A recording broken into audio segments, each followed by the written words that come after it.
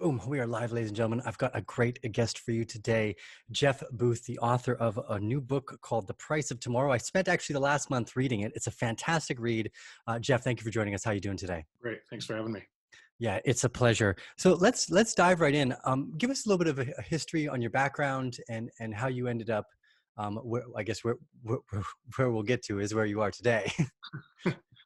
Um, Probably the best way to say it is always an entrepreneur. First in real estate industry, then in building, then in tech, and for the last 20 odd years, I've been a tech entrepreneur, and that I started a company called BuildDirect that grew to over $500 million of market value at its high, and then started a number of other companies and invest some boards of others. So largely the intersection of where technology is taking us. Beautiful. Now, this was a really, really fun topic for me to go over because it was something I have been kind of leaning into the last few years as well. What are some of the problems in the world of finance that you see today? And uh, yeah, we'll just leave it at that. What are some of the problems in the world of finance today? These are going to be big questions. Yeah, you can tell from any reasonable step back and look at the existing system as on life support, and but it's logical, and that's what I talk about in the book. Technology is a deflationary force, and a massively deflationary force. It makes things more efficient. Um, it takes out costs and it creates abundance as a byproduct. So if you look at your phone, it's a really good example of what ends up happening in technology. The smartphone was only invented 13 years ago, and you don't buy a camera anymore. Maps, my guitar tuner, just everything on it is effectively free. So the power that power is staggering in a phone. And so you see price declines in a phone, and you see all of the things that you now get for free or almost free. And that technology isn't just in your phone anymore, it's everywhere. It's moving into everything. So prices want to fall. And so the logical transition is prices would fall everywhere. But that you have two opposing forces. You have technology wanting to make everything cheaper, and you have central banks and governments wanting to keep prices high. So they're printing money into that, which is artificially inflating prices. So can you give us a little give us a little breakdown of what the difference between inflation and deflation is in this particular scenario as well? Then. Sure. So and detach the emotion first, and it's if you just look at the facts, right? Because people go, well, deflation is bad, and I can't do that. I grew up thinking deflation is bad. By the way, I did too, right? So you taught that that's a bad thing. It's not bad. It's just who wins, who loses, and so deflation is when the value of your currency goes up, and goods and services go down in relation to that. So it's not bad. Um, yeah, I'll go further than, and inflation is exactly the inverse of that. So your value of your currency goes down, and goods and services can go up in price. So if you run a model that is high on debt and leverage, right? So if you have too much debt and prices go down, the debt explodes in real value, so you can't pay it back. So, so in inflation, asset prices go up, and you're leveraging debt and everything else, and the asset prices going up. And people who don't have assets get their pockets picked, right? Because the value of their currency is going down. It's just the inverse on deflation. So the deflation savings go up. So one of the things that I think really interested me about this topic was that kind of race to the bottom of prices potentially. Central banks and governments around the world are printing enormous amounts of money to basically try to plug the holes with the current pandemic and the crisis and the supply chain problems that it's likely causing. I don't know if you know much about the arcane bear, but we're all big fans of Bitcoin as well. Is the deflationary nature of technology so powerful that the central banks can keep printing and keep this system afloat maybe a lot longer than we had anticipated? At some point, it breaks, right? And so I don't know when that will be. Japan went a lot longer than I think anybody guessed, that keep on inflating. When one country does that and change, is essentially changing the underlying currency value by printing money, um, maybe one country can get away with it. As more and more countries do that, it breaks the entire system. It's hard to price anything. Like, everything is priced. It's just a lottery ticket of whether the government's just going to print more money. Like, there is no price discovery in the market today, right? Yeah. The so and so there's no real price discovery. It's just everything's a debt infused time bomb, really, with governments. The risk has moved from corporations to governments' balance sheets, right? And so as government balance sheets take on that risk, eventually currencies fail. Are there any recent currency failures that are the same size and breadth of the U.S. dollar? I guess what's the closest history that we have to something like the U.S. dollar hitting hyperinflation? Was it the Weimar Republic? Well, that's probably the biggest, most recent history. Rome, right? If you go Yeah, back right. A total debasement of their currency. yeah, Um, and so that has to happen at some point on the trend, because the force of technology wanting to decrease prices is a bigger force than no matter what the governments are going to do, right? So it'll overwhelm no matter what happens. You might go through this wave of hyperinflation to get there as currencies are destroyed.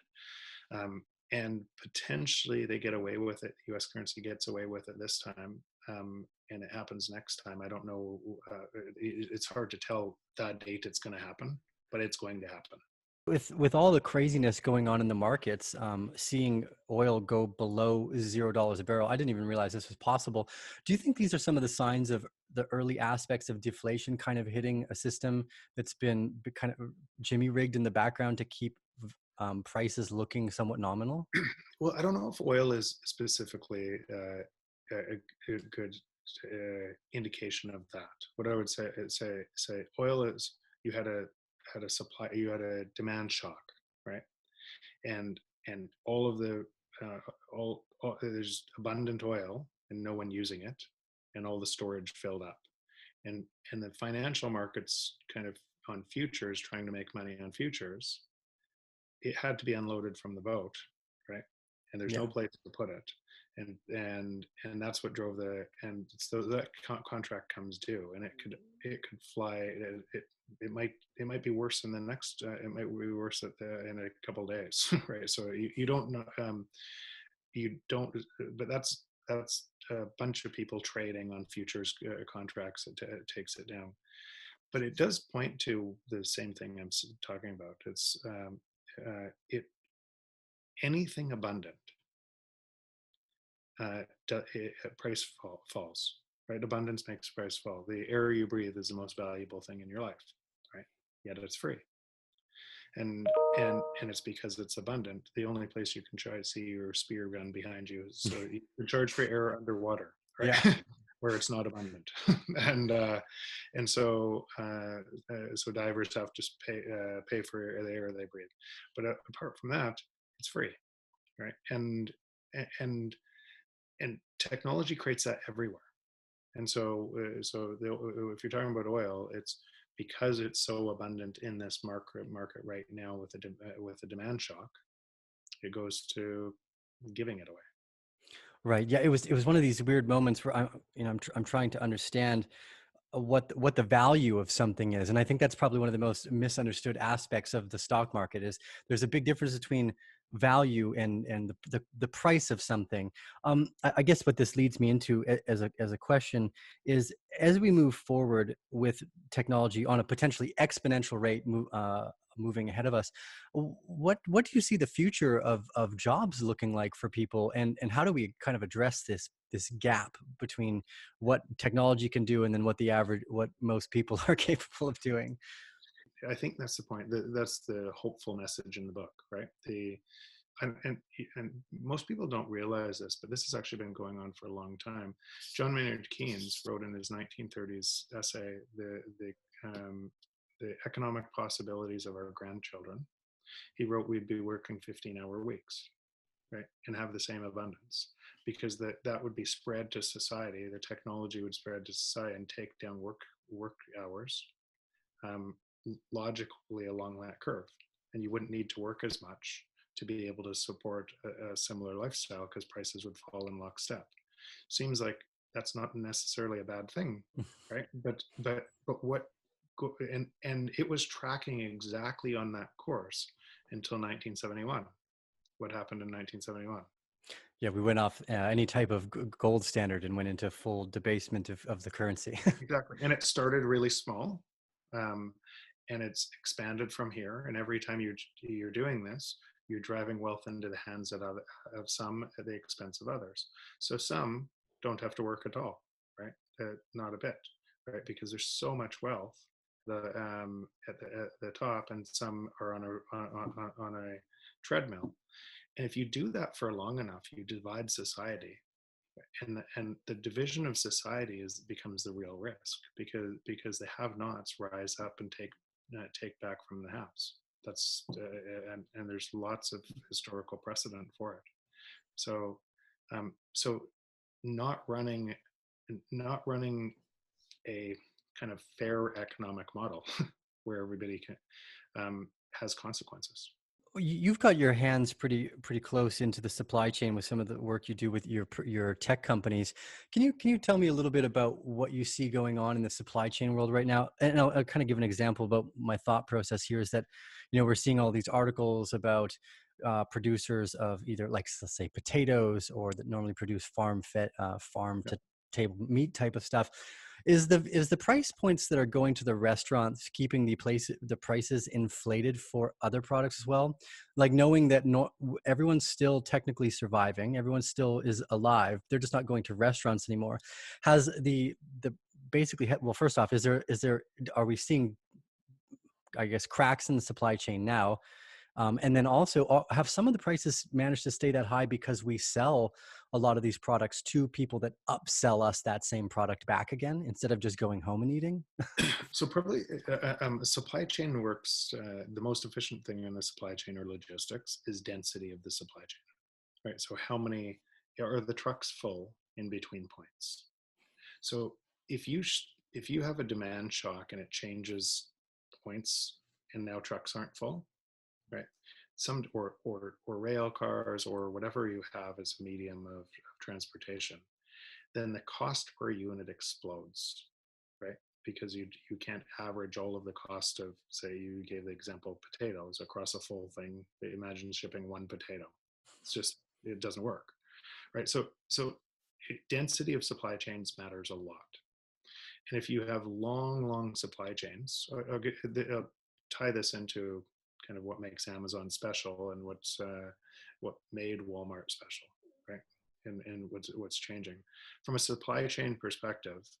Walmart was kind of dock to their distribution facility, with full trucks going back and forth between those, and then to a big format store with full trucks going to there.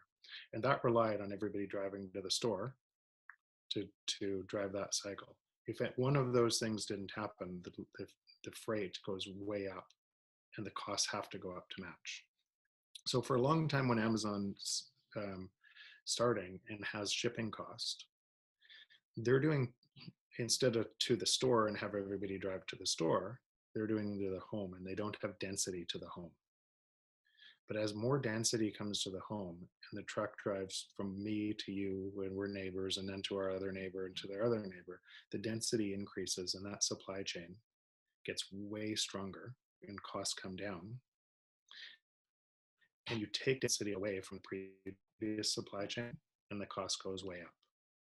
So, so, connected to your point right now, supply chains are changing radically, and governments all over the world are now, they're saying, wait, I have significant risk in my supply chain on key items, and supply chains will change as well, and it'll reinforce the trend to technology.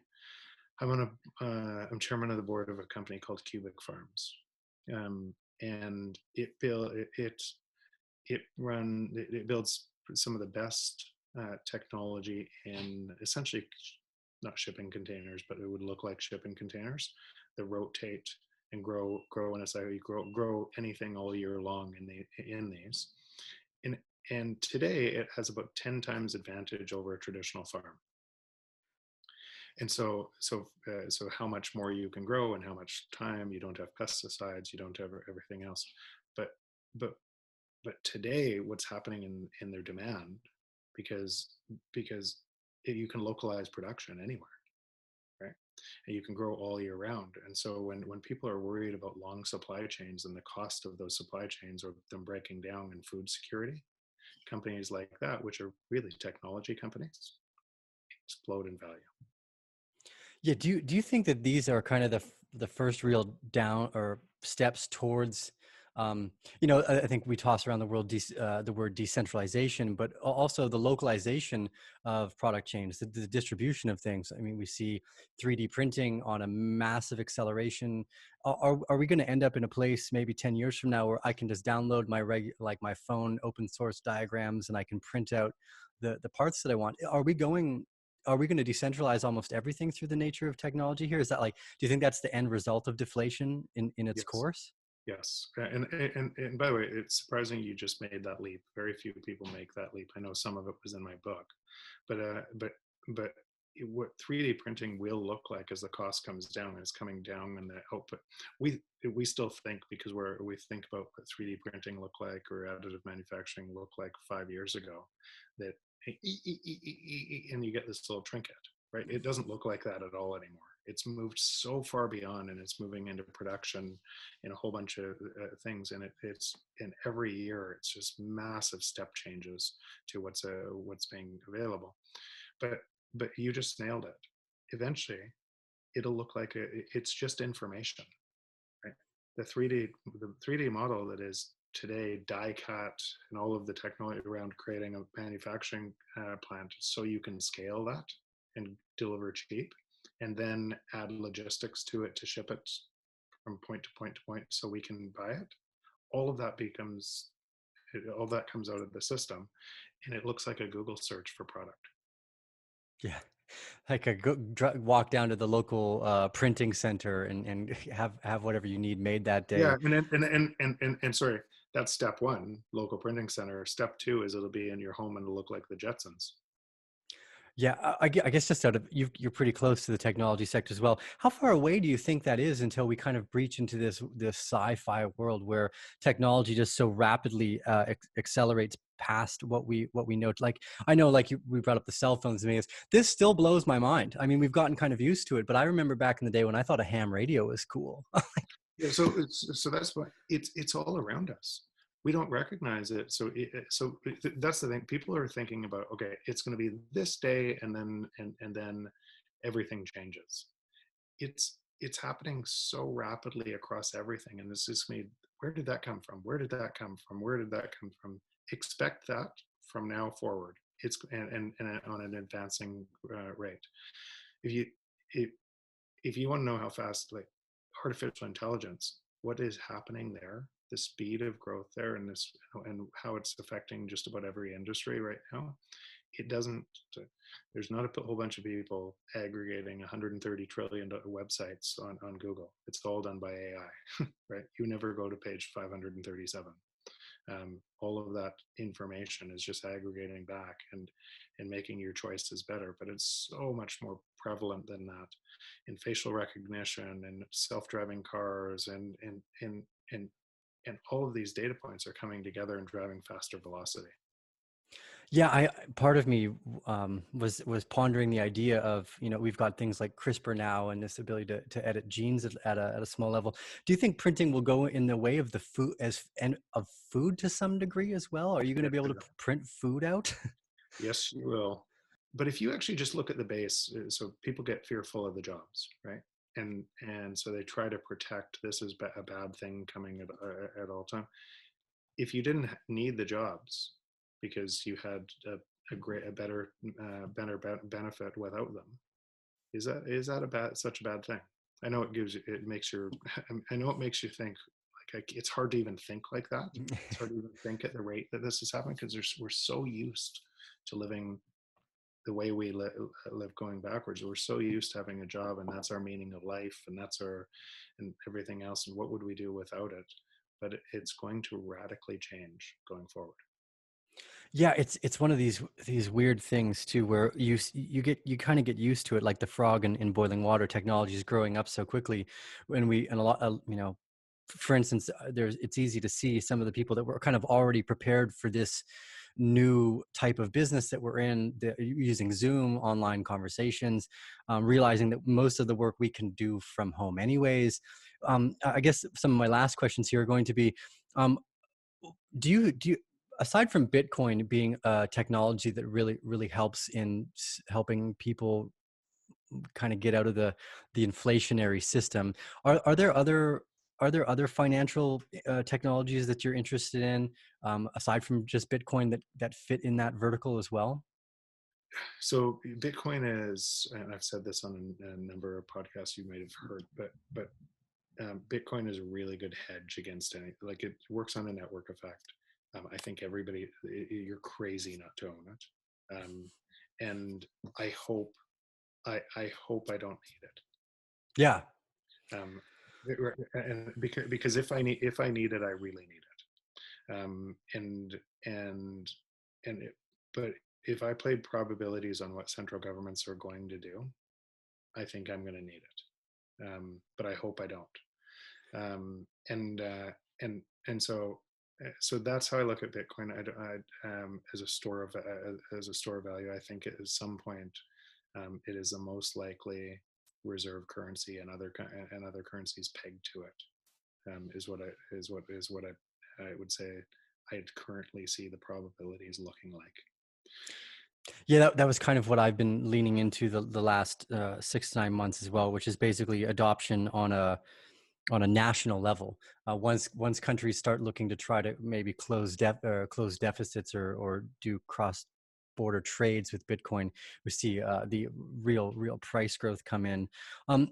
Again, I guess one of the next parts here is, because this is we're moving into such an interesting future. How do we go about making sure the little guy doesn't feel pushed so far out of the system that we do have that kind of a Russian revolution against the farmers? I forgot what they call it, the Yeah, Bolshevik revolution. How do we kind of stop that from happening, where we know that entrepreneurs are the productive members of society? The capitalism has been demonized to somewhat in the media. What avenues do we have to help the little guy make sure that they don't get kind of washed out in this system as it moves forward? well, I'd say so. What we just talked about, when you artificially reduce interest rates, right? So when you have negative interest rates, um, let's use a current example on what's happening, and a really vivid example of what's happening in the public markets about, like, let's use the airlines. How much money that the bailouts and government money going directly into that. Let's use that as a kind of a hot button item. When government creates policy that has negative interest rates, right, then you discourage savings. So if a CEO is trying to, what is a CEO to do to drive their stock and everything else? They're not going to they're not going to save for a rainy day in cash.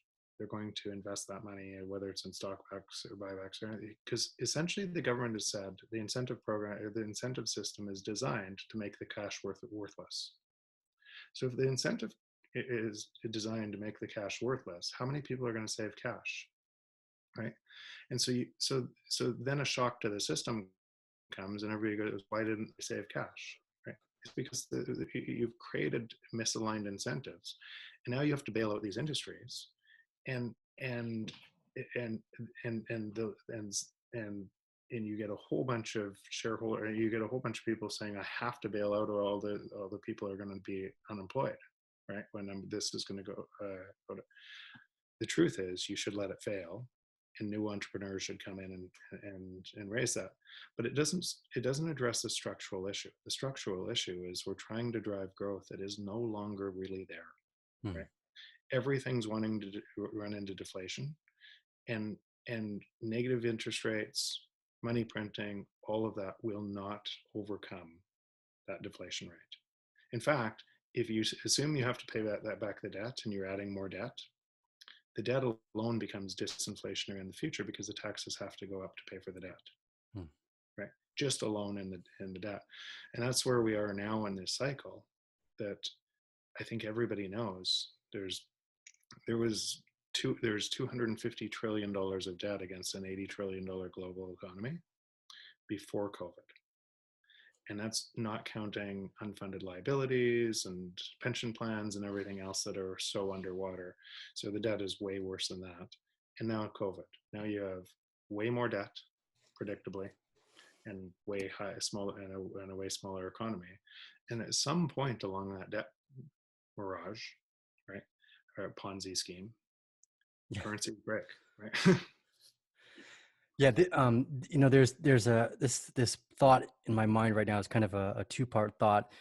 I was doing some research into the charitable sector over the last few years and looking at models where they would just give money directly to the people that needed it, as in comparison with giving them stuff. The idea, the kind of proverbial teach a man to fish. And in some of these smaller studies in Africa, they noticed that for every dollar that they gave to these rather poor kind of rural farmers, that they would see around $2.60 in growth in the community, like the velocity of the currency itself. Whereas what you're saying is, and what the numbers are showing is that we basically have like 80 cents of productive value for every $2.50 of debt that has been created over the And last getting decade, worse, getting and worse. getting worse. But every year it gets worse, right? Which is logical if you look at the structural problem that it would get worse because deflation wants to take it down faster, and debt and the money printing machine has to go higher to be able to offset the next wave of deflation that's coming. So, and all of that is just, it's essentially enriching some, impoverishing others. So if you keep doing that, then you do have revolutions. That is the path to revolutions, and it doesn't need to look like that. Capitalism would work perfectly if you let things fail. Yeah. Yeah, I was kind of, part of me was excited about the idea of just giving money to people because as I was looking in my mind, I'm like, okay, well, we're in a fairly heavy deflationary direction. Getting money to the people that need it are kind of in the bottom of the pyramid. Gives them incentive to enjoy their life. And it reminded me of the Buckminster Fuller quote, which is like, okay, well, let's go back to thinking about what you wanted to do before you thought you needed to make money for a living. But there's this that kind of irk in everyone's mind, which is, most of the times people get really good at what they do is because they enjoy what they do. They enjoy producing the product and the service. It's not about the monetary reward. That's like a secondary symptom. Does this only end in basically like a debt jubilee, or where we just try to erase a mass amount of the debt that's been created over the last few? Maybe, but I don't think so. I don't think so, because when you talk about a debt jubilee, okay, so let's say you and I saved all my life. I have cash. You didn't. You have staggering amounts of debt. Right? Let's just pretend that it looks like that. But that debt is against commercial real estate and everything else all over the place. Does a debt jubilee let you keep all the assets? Yeah, right. Where do the assets go back to, and are they even valuable anymore? And so when you think about the connections and everything else, but that's actually what we're doing. So so think that, so when you're warping capitalism and not letting things fail right now, let's use Zoom as an example. So the video conference we're on right now went from 10 million users to 300 million users in about a month and a half, right? I don't think anybody believes that it's going to go back to 10 million users after this is over. No, Do? no, Right? No, no. no. Zoom's great. I'm surprised it took people this long to catch on. So how many, what will it go back to? 200 million users, so 100 million. That means 200 million users come out of, and that's one platform, not Microsoft Teams or anything else, which are experiencing the same growth. And so all of those people that are on Zoom no longer need commercial real estate at the same rate. Yeah. So commercial real estate prices, assuming that, have to fall, as do rents. And if that happens, it's deflationary as well. you can step in and prop up those assets by saying, we're not going to let the price fall to where it should fall based on supply and demand by wasting a bunch of government money, right? Yeah. We're not going to let that happen. So we're going to bail out that sector. And if you do that, all it becomes whole. Everybody's whole in that, and prices stay there. And then the same people that are on the bottom of the pyramid, you have to give them more money to pay for the artificially high prices that you created in the first place. Right? So when you talk about giving money to the lower class or UBI, it's out of this, right? You're having to give them more money because you created the high prices in the first place. Right. Yeah, I know. I mean, I'm not a fan of just giving people money. It was all through that charity research where I was just like, there are other areas where we've seen this too, and it's usually we see this in let's say uh, the oomph for the immigrants who come from another country the first time they show up and they want to work really hard. They're like so stoked to have any type of opportunity that they double or triple down, and that's what I think we were seeing with these kind of charitable exercises, which is that these people actually went out of their way to make more out of what they have instead of just spending it on these artificially inflated prices. Yeah, by the way, but what you're saying there is I'm all in on, right? That's how economies should work. If you want to work harder and everything, there's so much opportunity right Yeah, now yeah. that but we shouldn't artificially create it, because then people think their wealth is driven by their ingenuity, and their wealth isn't driven by their ingenuity. It's driven by money printing. Yeah, that's absolutely the case. I tried to ponder a few times, and I came to the conclusion that I think, do you think we went off the standard of do you think, oh, here's another way to phrase this question. Do you think that if we had stayed on the gold standard, we would be at the level of technological advancements in society that we're at today? Did that debt move us into the position that we're at now, where we can actually operate globally? Maybe some of it probably, the debt probably sped up the cycle, right? Yeah, so because I had imagined that it's expedited us into a position now where we have this advanced technology. I'd always imagined, like, well, would we have stayed stuck in some of these early industrial stages had we not allowed growth to just kind of take the cap off and see where we And went by the with way, it? there's nothing wrong with debt, right? There's like debt put to productive use speeds up an economy. It's debt that can't be paid back.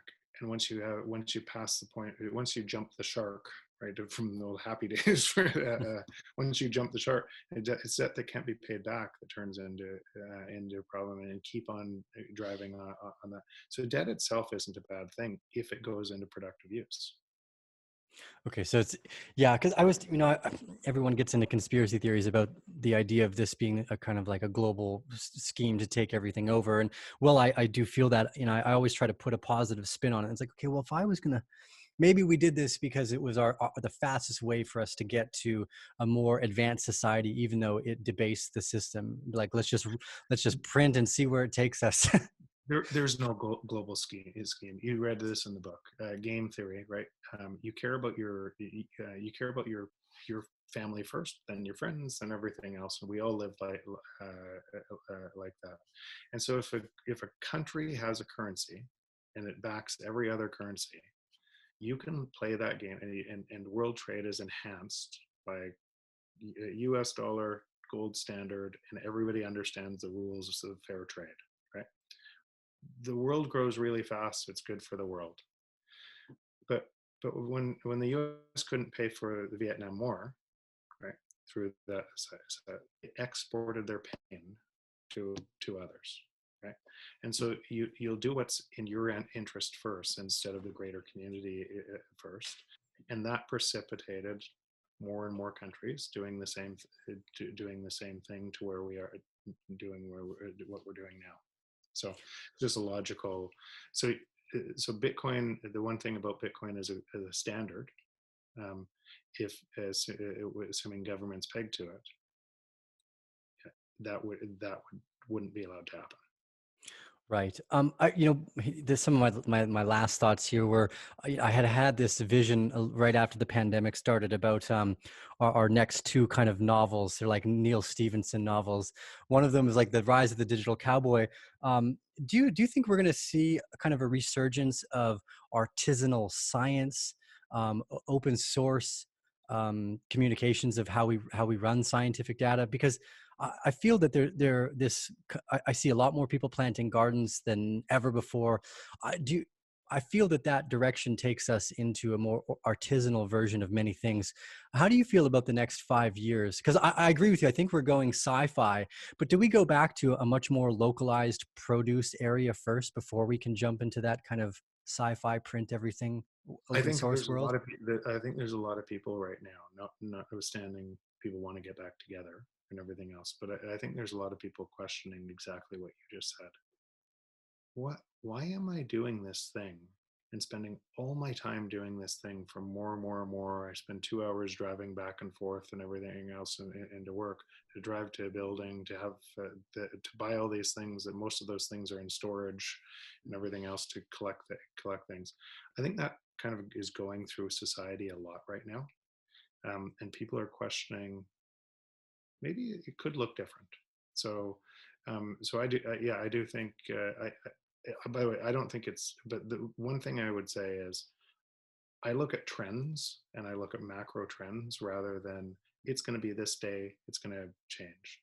Technology is just trending this way. It's going to get more and more. And that, hopefully, if we do the right things from a fiscal policy and build a transition to allow that to happen, we'll have more time to enjoy other stuff.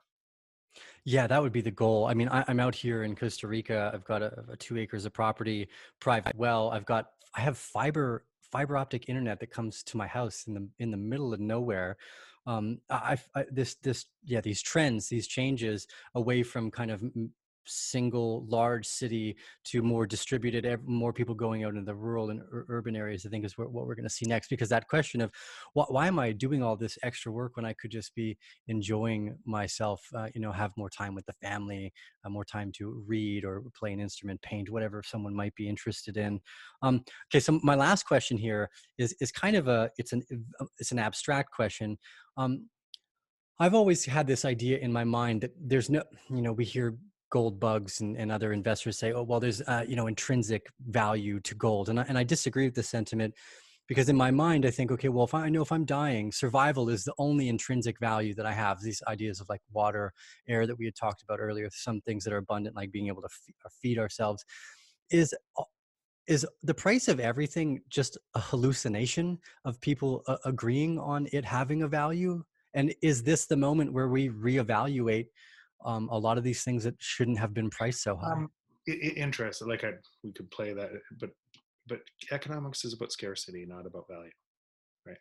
And that and or perceived scarcity. So a brand can create perceived scarcity by creating a brand, something in your mind that you believe is of value, right? So that's what you're talking about.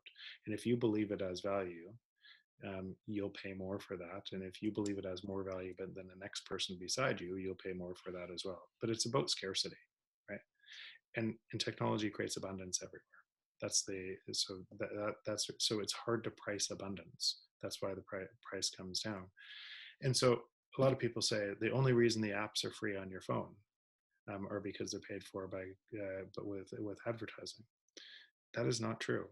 Um, the, a lot of those apps on the phone, they cost nothing to build and they digitally scale everywhere on Yeah. every phone. It's a penny and you never have to pay for it again. And so and so the wealth that's created in that app, if you win the front page of a home screen, is a staggering amount of wealth for the coder who developed it.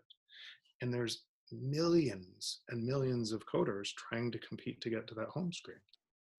They're not so people have it inverse, right? It's not because it's the race to try to make any money on that, and something that scales infinitely at no cost, that is driving abundance. Yeah, that makes sense. Okay, so my last thought here is just what else in the markets or in philosophy or business entrepreneurialism is piqued your interest, and what are you excited about for the next few years to be kind of focused on or working on? It's the company. So instead of they're on my homepage, my jeffreybooth.com, that some of the companies I'm involved with, and so that's where I spend most of the time, kind of at the leading edge of some of the companies, entrepreneurs that want to change the world for the better, and it is wild. It's so much fun. It's all of them are in the AI space in some sort of degree. I'm close to some of the top researchers in AI, and so I love that intersection of where things are going, and when you see it from the front seat of some of these things, and it's not easy. Some of the companies, you make mistakes or you change, but those entrepreneurs trying to make the world a better place through technology, that's where I spend my time, and it's a blast. Oh, beautiful. Yeah, I love that. A sentiment I share as well. Jeff, the author of The Price of Tomorrow, what a fantastic book. I had a great time reading it. Next time, I don't think I'm going to tell my podcast guests I'm going to read the whole book, because the first contacted you, I think it was March 29th. It took me a month to come back full circle. I think I'm going to offer at least half book reads before. But I'm really glad we got to circle back around. It's been a pleasure to have you. I actually hope that we can have another conversation again in the future. For all of you that are interested in reading Jeff's book, as well as the rest of his links, I will leave those down below. You can follow him on Twitter and any of the other social media he links. Again, those will be down below. Give us a thumbs up if you like this content. Leave your thoughts, your questions, your comments down below. Steel with the Arcane Bear, thank you guys all so much for joining us. For those of you that made it through the entire 40-minute podcast, I appreciate it. You are all legends and champions of thought and listening. Jeff, it's been a pleasure. I hope we can do this again soon. You bet. Thanks very much. Thank you.